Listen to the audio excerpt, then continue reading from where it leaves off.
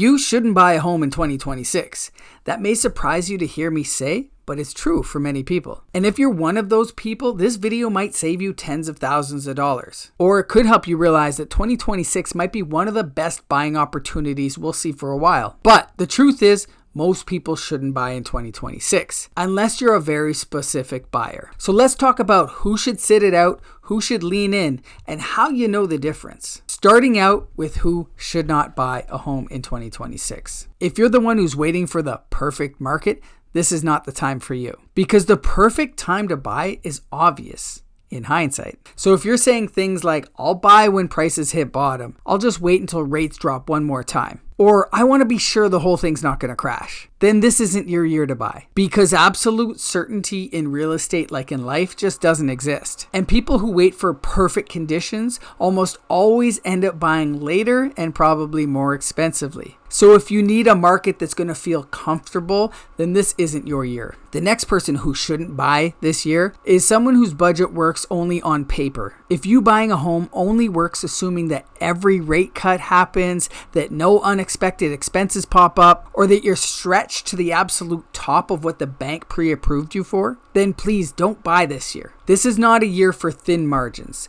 This market rewards flexibility, having a buffer, and having patience. If one surprise repair or a job change may cause a lot of stress, just don't do it. You're better off waiting. Number 3, if you're buying emotionally and not intentionally. If your buying motivation is purely FOMO, or everyone around me owns already, or if you have pressure from family or social media, please don't buy this year. 2026 buyers need to be deliberate, not reactive. The market won't reward rushed decisions. It rewards clarity. Number 4, if you're not buying for at least the medium to long term. There are a lot of costs that go into buying and selling a home. Legal fees, real estate commissions, land transfer tax, moving costs, even mortgage penalties. The list goes on. And while it's hard to lose in real estate over the long term, the people that do lose their shirt usually weren't thinking very far ahead. And when I say long term, I mean at least 5 years. This should really be the minimum that you're looking to buy a property for. And the longer you hold it, the better off you'll be. The more you can pay down, the more equity you'll build, even if there are market fluctuations during that time, which there will be. And number 5 on my list of who should not buy a home in 2026 is if you have a very low cost of living. You may have heard people talk about how buying a home is a bad investment. And if you just take that money and stick it in an index fund in the S&P 500 and let it compound, that you'll be way further ahead.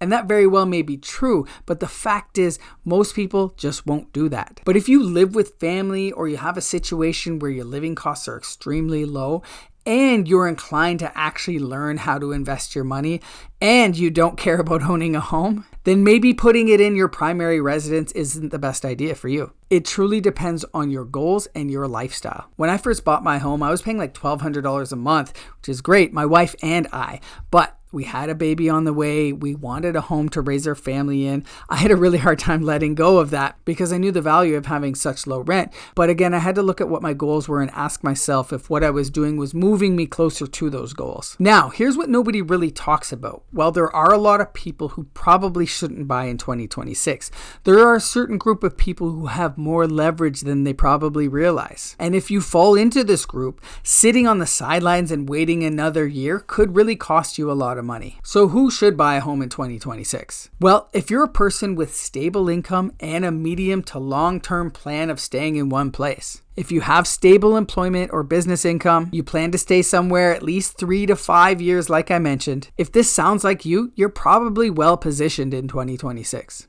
You aren't relying on short-term appreciation and you want to own a home. Even more so if you don't have any deadlines. The market will favor people who don't need instant wins, but are happy to stick with long-term equity. Number 2 are buyers who care more about the terms than the headlines they see. This isn't about chasing the lowest rate or timing the bottom. It's all about negotiating price, securing conditions favorable for you, and choosing the right property for you and your lifestyle. So if you're able to afford the monthly costs of owning a home and having some buffer, you can get a lot more house than you could have just a couple years ago. Number 3 on my list is buyers who are patient want options and not competition. In 2026, there's more inventory to choose from than we've seen in a long time. There is almost zero competition, giving you more negotiating power and time to think. You can move slow, be selective, and still have your pick of the litter. So, the buyers who will do well this year have 3 traits. They're realistic. They see what's happening in the market. They know they can take their time. They can put offers. They can put conditions.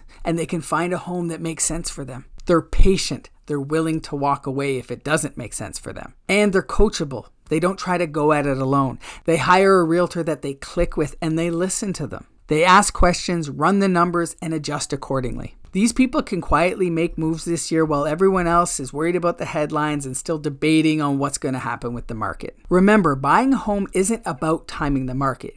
It's about the timing being right for you and your life. And if 2026 isn't the year for you to buy, then make it a year about getting ready to do so. Get prepared. Increase your credit score. Open up a first home savings account. Pad your RSP. Cut out the Uber Eats. Whatever makes sense for you to get to the goals that you want to get to.